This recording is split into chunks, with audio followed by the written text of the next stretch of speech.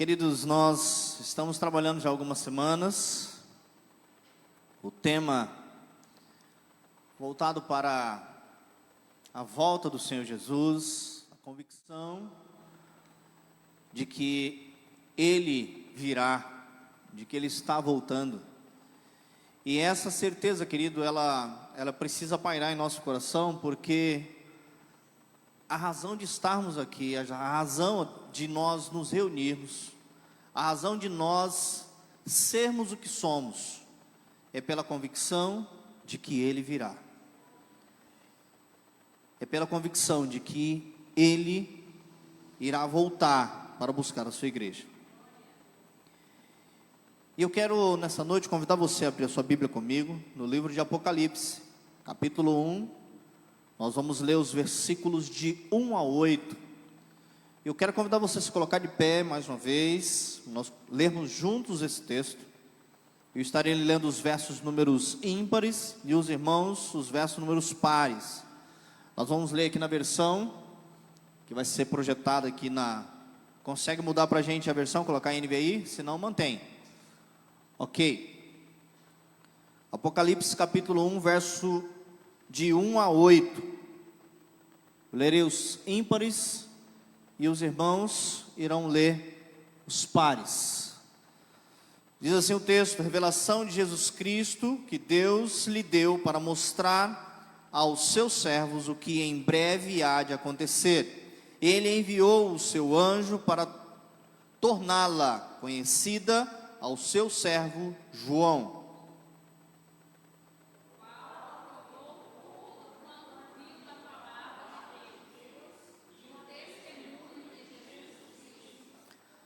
Feliz ou bem-aventurado aquele que lê as palavras desta profecia, e felizes aqueles que ouvem e guardam o que nela está escrito, porque o tempo está próximo.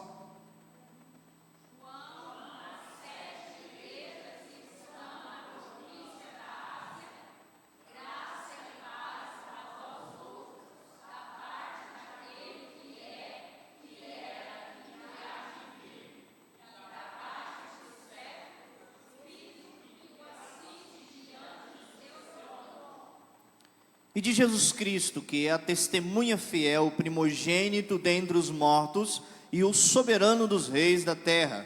Ele que nos ama e nos libertou dos nossos pecados por meio do seu sangue.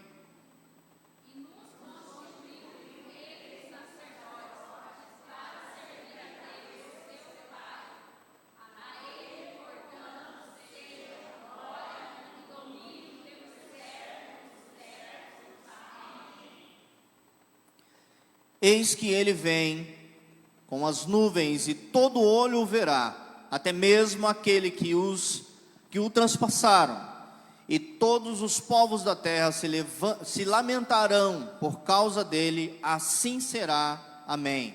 Todos juntos: eu sou o Alfa e o Ômega, diz o Senhor Deus.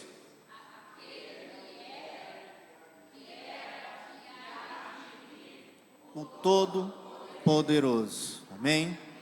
Vamos orar mais uma vez. Pai, em nome de Jesus, esta é mais uma porção da Tua palavra, que o Senhor, desde a fundação do mundo, decidiu revelar em tempo oportuno, Pai, ali na ilha de Patmos, cerca de 95 anos após o nascimento de Cristo. O Senhor decidiu trazer à tona esta revelação, para que ao longo da história de lá para cá, a Tua igreja fosse edificada, e mais uma vez o Senhor o faça, Pai, por intermédio do Teu Espírito. Essa é a nossa oração em nome de Jesus. Amém. Pode tomar seu assento, queridos. Gostaria de pedir aos irmãos que mantessem a sua Bíblia aberta, e nós iremos estar meditando nesta palavra nessa noite. O tema que eu quero propor para a nossa reflexão nessa noite: Apocalipse, uma mensagem urgente para a igreja. Quando nós falamos em Apocalipse, Em algumas situações, apenas de ler, se propõe a leitura do texto, algumas pessoas logo sentem uma certa dificuldade, porque trata-se de um texto que muitos ao longo do tempo têm encarado como um livro de difícil compreensão. E existem dois fatores que contribuem para que muitos cristãos evitem o livro de Apocalipse, seja a sua leitura, o estudo e até mesmo olhar para ele. O primeiro fator é a ideia de que ele é um livro selado, que trata de coisas encobertas. Essa é a primeira ideia que corre muitas vezes no seio das nossas igrejas. Na verdade, o livro de Apocalipse é o oposto disso. Apocalipse significa tirar o véu, descobrir, revelar o que está escondido. A ordem de Deus olha lá no verso 10 do capítulo 22, o que Deus dá como ordem em relação a este livro: não seles as palavras da profecia desse livro, porque o tempo está próximo. Ou seja, na parte final da sua redação, Deus dá uma ordem para que não ficasse encoberto, não ficasse selado. Muito pelo contrário, ele precisa ser lido, examinado, estudado, para que a igreja possa desfrutar de bênçãos e de alertas que Deus traz para a sua igreja através dessa profecia. O texto último que nós lemos, capítulo 22, verso 10. As coisas que em breve devem acontecer, mostra que há uma tensão entre o futuro imediato e o mais distante. O mais distante é visto como o que transparecendo do imediato. O Cordeiro é o executor, e aquilo que ele declara deve acontecer. Há duas atitudes em relação a essa segunda vinda de Cristo. Primeiro, quem acomoda diz: onde está a promessa da sua vinda? E a outra atitude, que obviamente deve ser a atitude que deve pairar no coração dos filhos de Deus: estai de sobreaviso, é o que diz o texto, porque não sabeis quando será o tempo. Então nós, como servos de Cristo, precisamos tomar esta verdade para nós e estarmos de sobreaviso, vigiando, porque nós não sabemos o tempo em que ele há de vir. O segundo fator que contribui para que muitos cristãos evitem o livro de Apocalipse é a ideia de que ele é um livro que fala de catástrofe, tragédia e caos. Se nós olharmos para aquilo que a mídia tem apresentado, Hollywood, através dos filmes e tantas outras produções, quando se fala de Apocalipse, e você vai assistir qualquer coisa, e até mesmo a maioria dos livros que nós lemos sobre o Apocalipse fala exatamente de catástrofe, como sendo o ponto culminante, o ponto mais forte daquilo que é registrado nesse livro. Este é o significado da palavra Apocalipse nos dias de hoje. Se tornou sinônimo de tragédia, mas Apocalipse não fala de caos, mas sim do plano vitorioso e triunfante de Cristo e da sua igreja. É sobre isso que o livro de Apocalipse fala. Eu quero destacar algumas lições para a nossa vida hoje, através desse texto que nós acabamos de ler. Primeira lição: o Apocalipse é um livro aberto e não fechado, como nós lemos. A palavra Apocalipse significa descoberta, sem véu. Revelação não é especulação humana, é a palavra de Deus e o testemunho fiel. Verso 2, que dá testemunho de tudo que viu, isto é, a palavra de Deus, o testemunho de Jesus Cristo. Esse livro revela o plano vitorioso, triunfante de Cristo e de sua igreja, sua vitória absoluta contra todos os seus inimigos, que o livro vai descrever: a meretriz, a besta, o falso profeta, o dragão, os incrédulos e, por último, a morte. O Apocalipse mostra que o último capítulo da história não será de tragédia, mas uma estrondosa vitória do Cordeiro de Deus, o Rei dos Reis, o Senhor dos Senhores.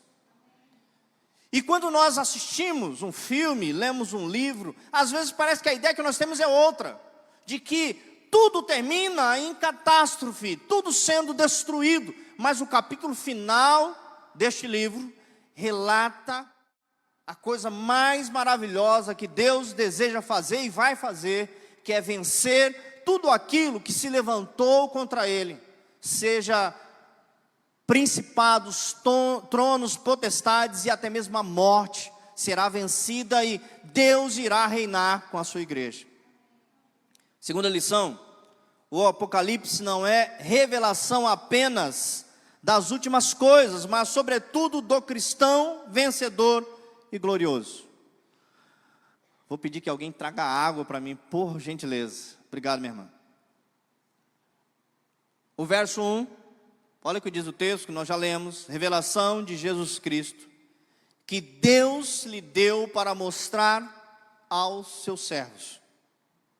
O Apocalipse não fala tanto de fatos, mas fala de uma pessoa específica. E essa pessoa é a pessoa do Senhor Jesus. É interessante que quando nós, lá atrás, alguns dos mais antigos irmãos, e eu vou no bolo também, lá na década de 80 do Marcão para trás, de 90, anos 2000, nós ouvíamos falar sobre alguma coisa do Apocalipse. Parece que quando a palavra que recebe, dá nome a esse livro, vinha à tona, a primeira coisa que a pessoa pensava era na besta, no número 666 e outras coisas mais. Mas é interessante, queridos, que esse livro ele foi escrito para falar sobre Jesus, sobre a sua vitória, sobre aquilo que está reservado para tudo aquilo que está contra o Cordeiro de Deus. É fundamentalmente a revelação de Jesus Cristo e não apenas de eventos futuros. Você não pode divorciar, separar, alienar a profecia da pessoa de Jesus Cristo. Ela precisa caminhar junta. Por quê? Porque a profecia revela a sua vontade, a vontade de Deus, e aquilo que Ele vai fazer, e tudo aquilo que Ele irá estabelecer como vitória. Obrigado, minha irmã, Deus abençoe a sua vida. Meio ponto para a senhora, para a prova final.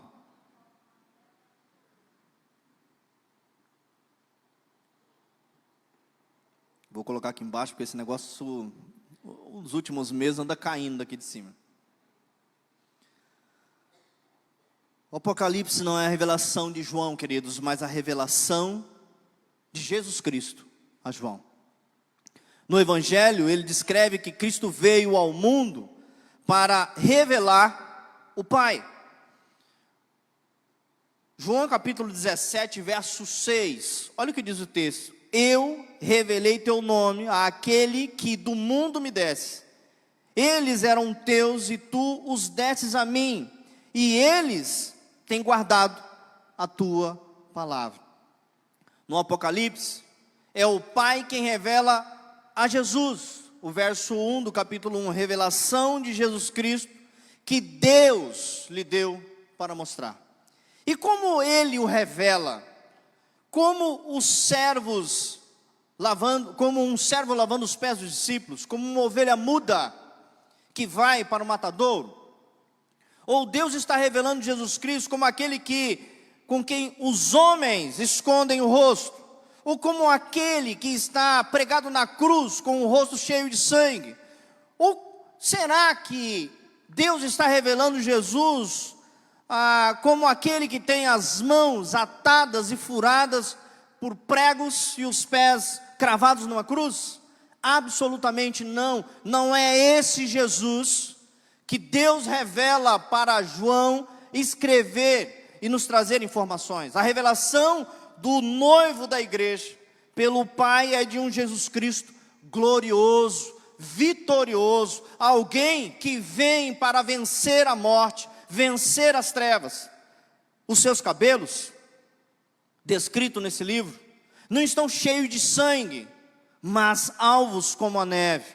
Os seus olhos não estão inchados, perfurados pelos espinhos de uma coroa, mas são como chama de fogo. Os seus pés não estão pregados na cruz, escorrendo sangue por eles, mas são semelhantes ao bronze polido. Sua voz não está rouca, porque a língua está colada no céu da boca, por atordoante sede, mas é a voz como voz de muitas águas quando correm. Seu rosto não está desfigurado, mas brilha como o sol. Suas mãos não estão cheias de pregos, mas Ele segura a igreja, o universo e toda a história, e conduz com essas mesmas mãos que estavam pregadas na cruz. Estas mãos, é as mãos que traz o Apocalipse, revelando sobre Cristo. As mãos da condução da história. O mundo não está ao léu, sem um destino, caminha para a direção da vitória do nosso Jesus. O objetivo do livro, do Apocalipse, não é nos dar uma tabela, uma descrição de como nós vamos fazer as contas do tempo do fim, mas nos revela o noivo glorioso da igreja, o supremo conquistador. A igreja precisa olhar para a supremacia do seu Senhor. Nós temos um texto lá em Marcos capítulo 14, versos 61 e 62, que traça um paralelo em relação àquilo que acontece aqui nessa revelação. Marcos 14, 61 e 62. Mas Jesus permaneceu em silêncio e nada respondeu. Outra vez o sumo sacerdote lhe perguntou: você é o Cristo, o Filho de Deus bendito? Sou, disse Jesus. E vereis o Filho do Homem assentado à direita do Poderoso, vindo com as nuvens do céu.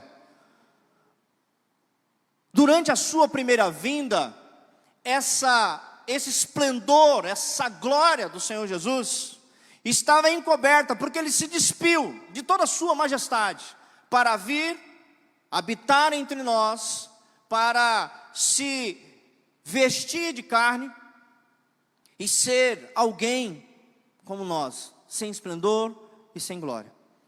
Ele viveu e se esvaziou de toda a sua glória. Mas, na segunda vinda de Cristo, sua glória será autoevidente.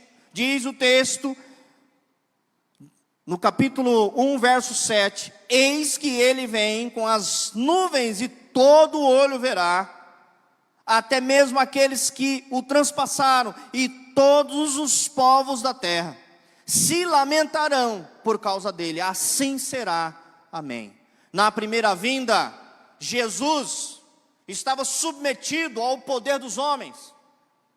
Na segunda vinda, todo olho verá o ser mais majestoso que já existiu, que existe e que sempre existirá. O Cristo apresentado por Deus para João nos revelar é o Cristo vencedor e glorioso. Esse é o Cristo do Apocalipse. Em terceiro lugar,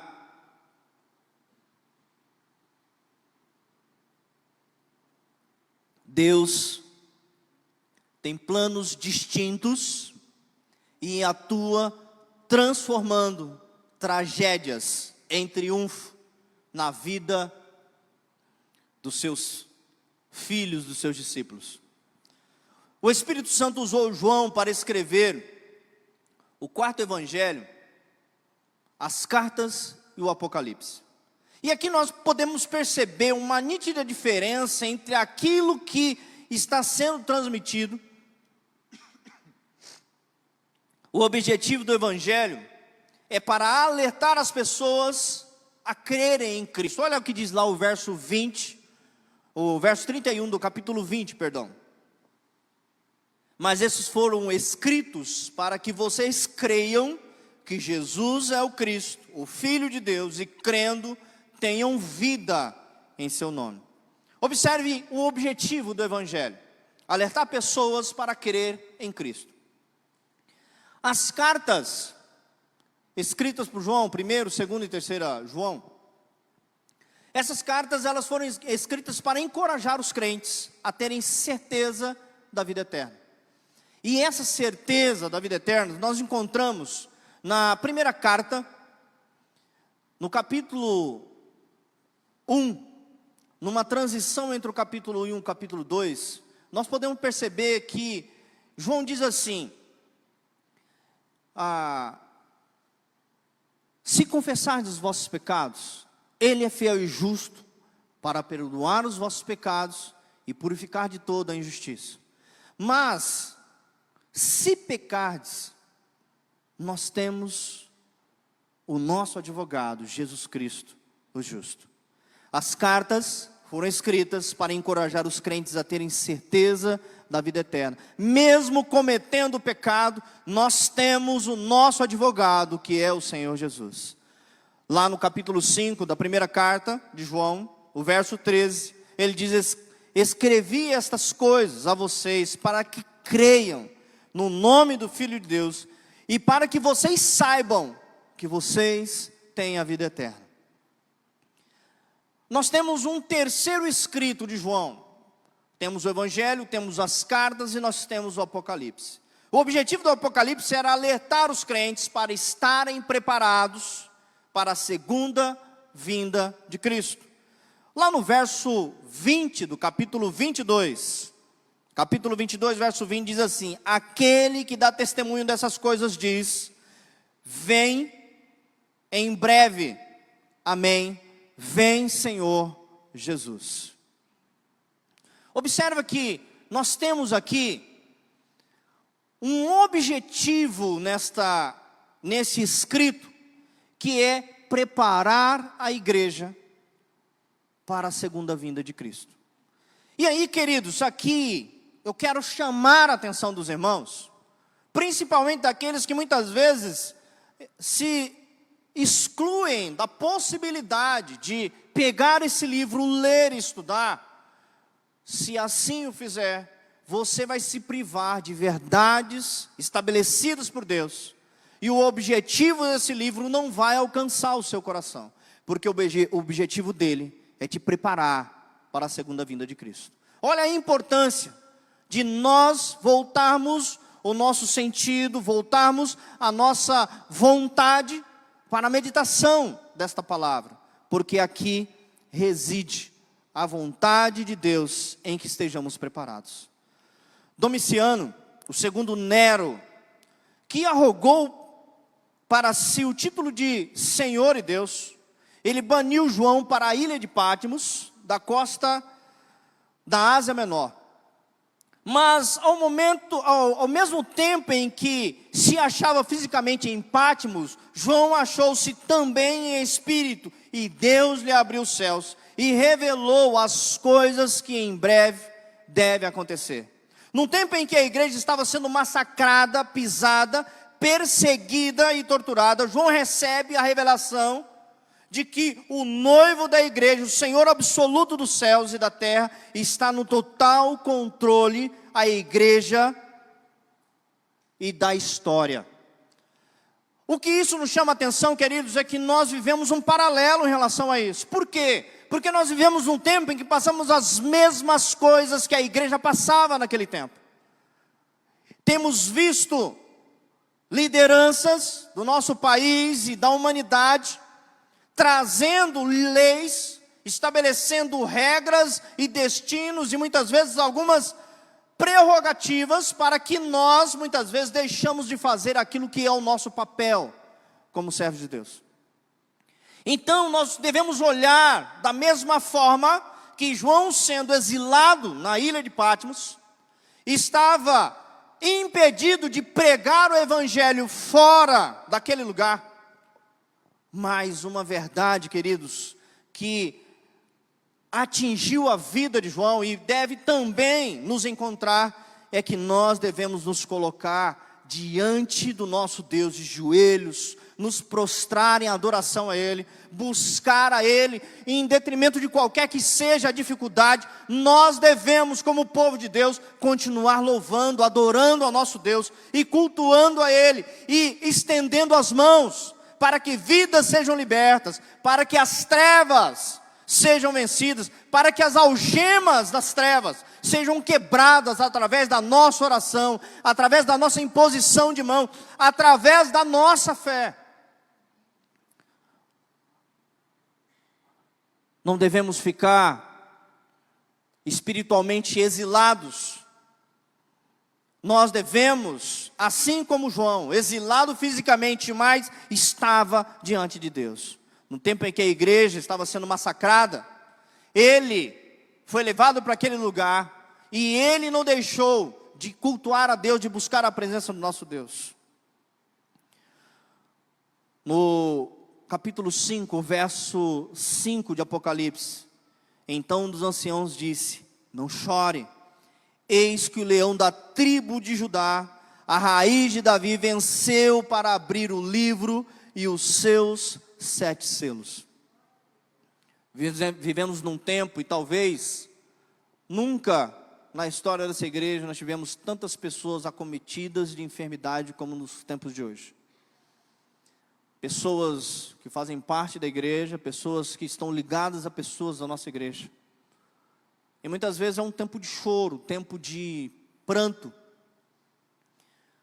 Mas, independente do tamanho do pranto, querido, independente do tamanho do problema que nós temos enfrentado, independente do tamanho da nossa luta, nós devemos olhar para essa verdade e tomar o consolo dado ali para João, que deveria entregar à igreja, e esse consolo atingiu o nosso coração. É tempo de chorar, então não chore, clame ao Senhor, busque ao Senhor. Eis que o leão da tribo de Judá, ele já venceu, e também declara a vitória sobre a sua igreja. O livro de Apocalipse é um livro altamente simbólico. Por quê?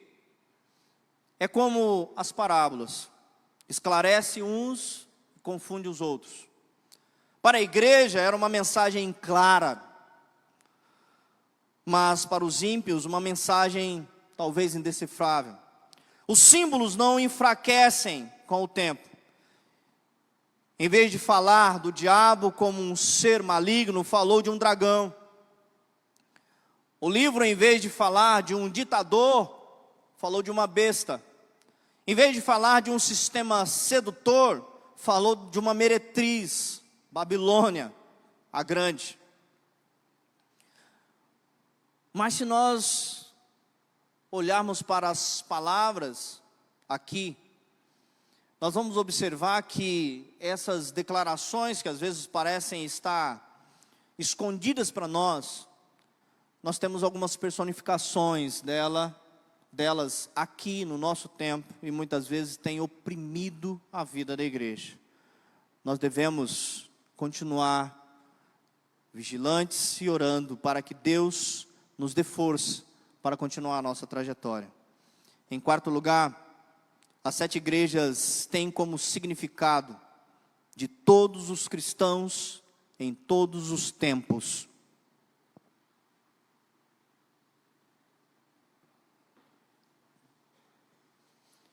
O número 7 é um número importante no livro do Apocalipse. Ele aparece 54 vezes neste livro. O livro fala de 7 candeeiros, 7 estrelas, 7 selos, 7 trombetas, 7 taças, 7 espíritos, 7 cabeças, 7 chifres e 7 montanhas. O número 7 significa completo na numerologia judaica, total. Havia mais de 7 igrejas na Ásia, nós sabemos disso.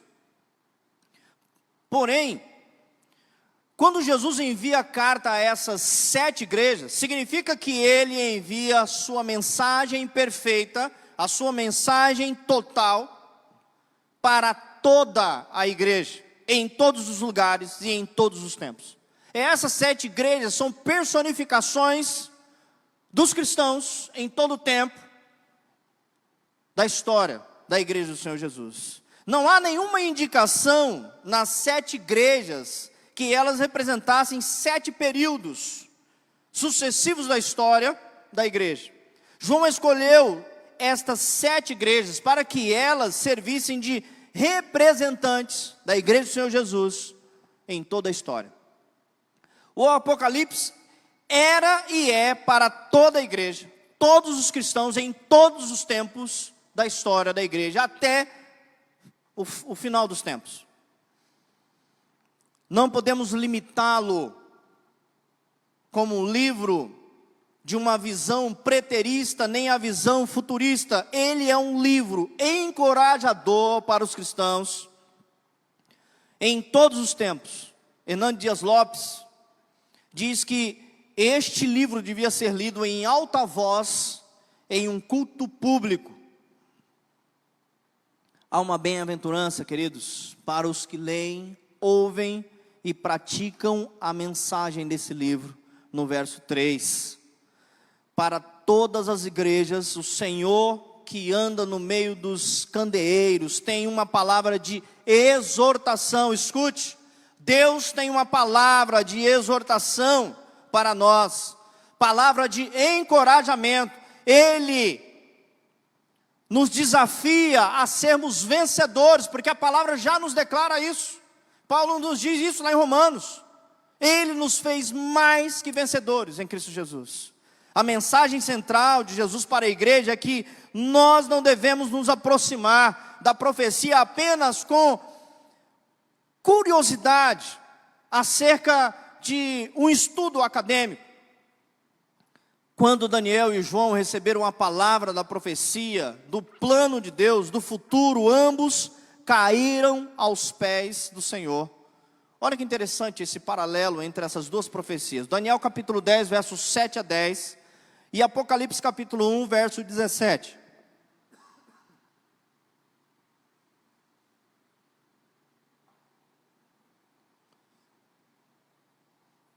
Daniel 10, 7 a 10. Somente eu, Daniel, vi a visão. Os que me acompanhavam nada viram, mas apoderou-se deles tanto pavor que eles fugiram e se esconderam. Assim fiquei sozinho, olhando para aquela grande visão. Fiquei sem forças, muito pálido e quase desfaleci. Então eu o ouvi falando, e ao ouvi-lo, caí prostrado, rosto em terra, e perdi os sentidos.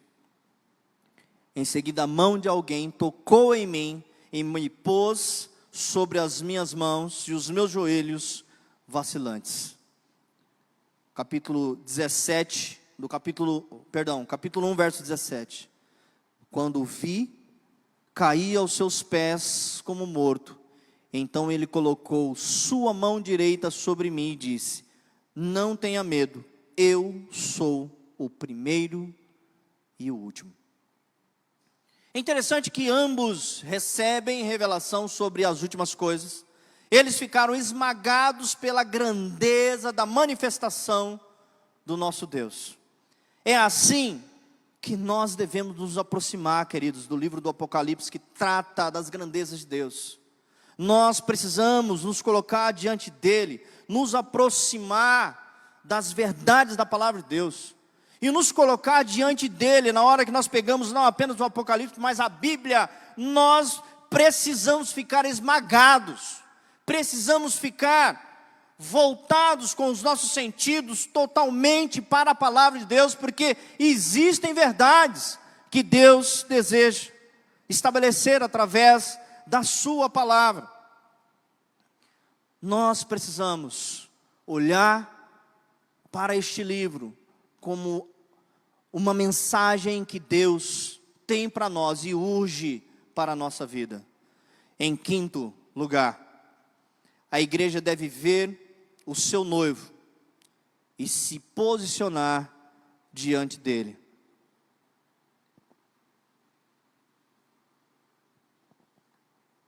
Os versos 5 e 6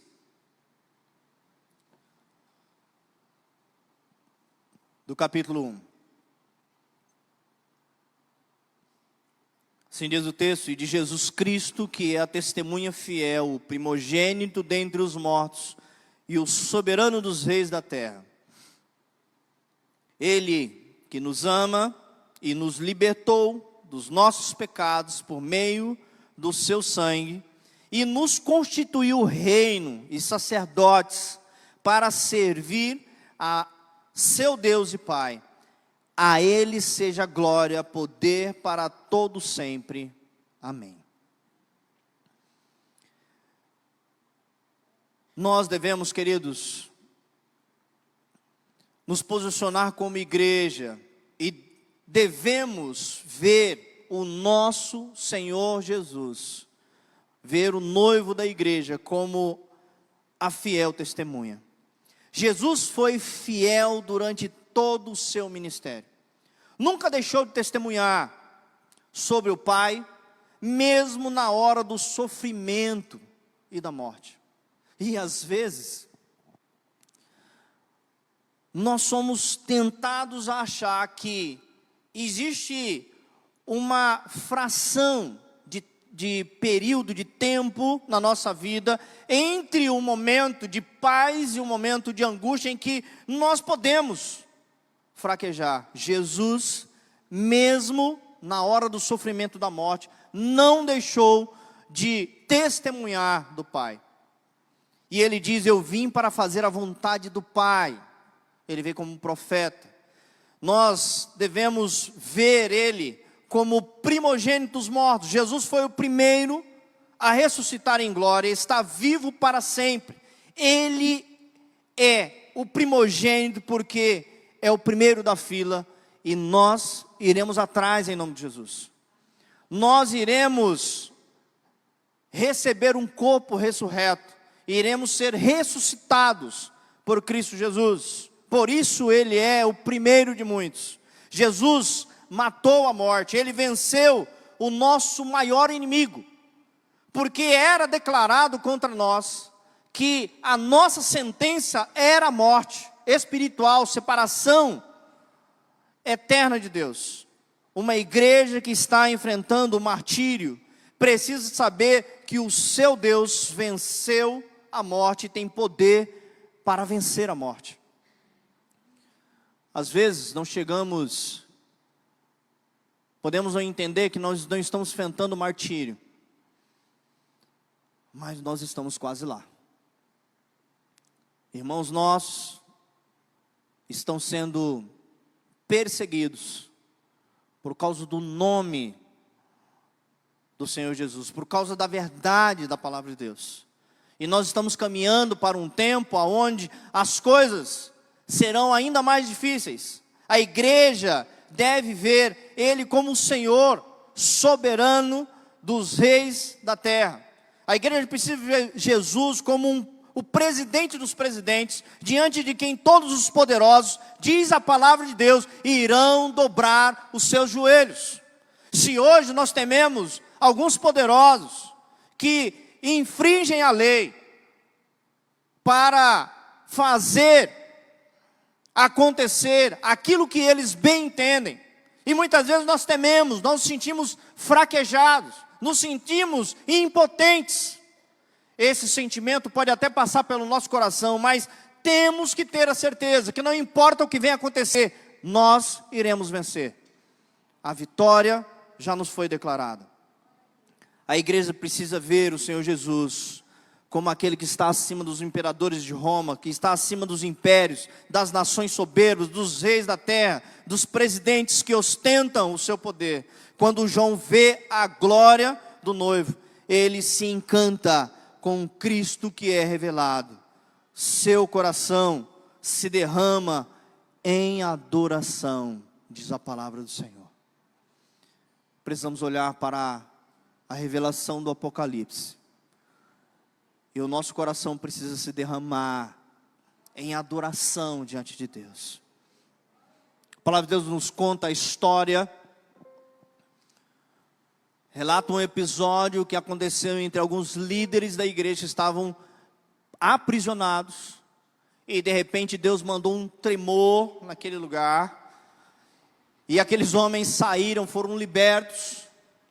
E de repente, eles chegam no lugar onde havia um grupo de pessoas que estavam adorando, estavam orando em meio à perseguição. Eles não pararam, não cessaram de adorar, de buscar a presença do Senhor. Querido, não importa se nós estamos passando por lutas, se a enfermidade tem batido a nossa porta, nós precisamos continuar dobrando os nossos joelhos, precisamos continuar apegados à verdade da palavra de Deus e crendo que Deus tem vitórias para a sua igreja. Nós não podemos simplesmente nos esconder diante da perseguição, diante da peste, diante dos problemas que enfrentamos, das lutas. Nós precisamos fazer como aquela igreja, naquele tempo. Eles não se esconderam, muito pelo contrário, eles estavam clamando, orando. E diz a palavra do Senhor, que quando um daqueles homens é visto, uma das pessoas que estavam ali naquele lugar volta para dentro e dá testemunho de que tinha visto alguém com o semblante dos anjos. Ah, queridos, quando nós nos colocamos para buscar a presença do Senhor e não hesitamos em confiar na resposta que Ele tem para o nosso coração, Deus faz coisas maravilhosas acontecendo no nosso meio. E nós precisamos nos apegar a essa verdade. Por quê? Porque Ele nos ama. O verbo está no presente. O amor de Cristo é algo que permanece. Ele nos amou ainda, nos ama e nos amará até o fim. A canção que nós cantamos nessa noite, oh glória a Deus, Ele me ama, Ele nos ama. E essa verdade precisa fazer o nosso coração bater forte. Ele nos libertou dos nossos pecados, diz o texto, capítulo 5, verso 9. Ele e eles cantavam um cântico novo: tu és digno de receber um livro e de abrir os seus selos, pois foste morto e o teu sangue compraste para Deus homens de toda a tribo, língua, povo e nação. Fala de um ato de redenção concluído. A versão King James diz que Ele nos lavou dos nossos pecados. Ele quebrou as amarras do pecado e Ele nos limpou. O que é maravilhoso é que Ele nos amou quando estávamos sujos, perdidos, e depois nos libertou. E Ele nos constituiu reinos e sacerdote para Ele. E eu quero concluir, queridos, dizendo que o grande tema deste livro é a glória vitoriosa de Cristo na sua vinda. Esta verdade é apresentada nas 7 sessões paralelas.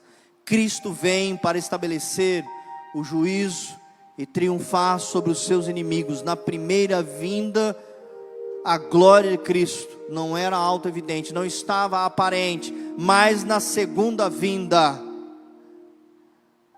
a sua glória estará evidente. Marcos capítulo 14, verso 16. A igreja triunfa com Ele, enquanto seus adversários lamentarão.